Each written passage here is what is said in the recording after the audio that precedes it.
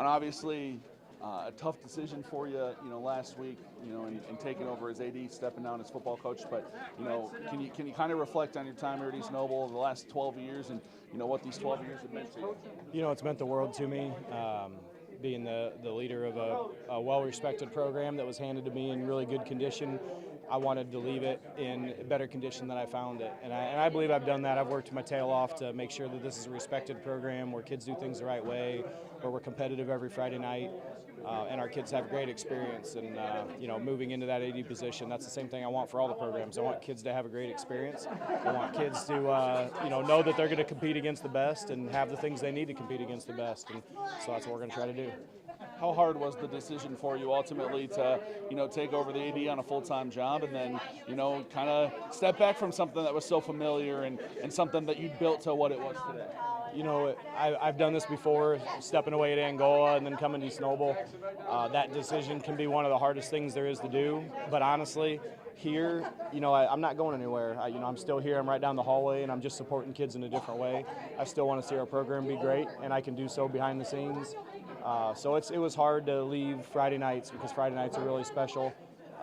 But for some ways that it can help my family, it's a good move for me, and it's still an opportunity to really help our program grow. I know you mentioned obviously getting to support those kids in a different way. How excited are you to watch a lot of these former athletes that you've seen come through these halls of this school, and see them compete in different ways now? Get to go watch some of their games at the next level as well. One of the most exciting things as an educator, as a coach, is seeing what kids grow up to be. And whether that's college football players or whether that's engineers and fathers and all the things that they do, you get pretty emotional when you start to see it and realize, like, I'm 43 years old and I feel pretty young, but I've got 20 years of kids coming through that I'm proud of, and I'm still a part of their lives, and that means more to me than anything.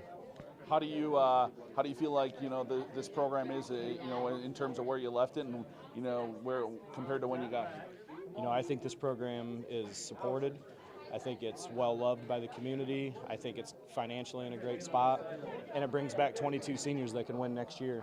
And I don't think that you could leave it in a better spot. That was important to me. I wanted to be good when I went out. I didn't want the cover to be bare for somebody to rebuild, and I'm excited for the future of the program. That being said, too, how excited are you to take over as AD and have a new challenge, a new step in your life and your career? I think that's the biggest thing for me is something different to attack. I'm a hard worker. I'm going to be there every day supporting sports, supporting our activities, supporting our coaches.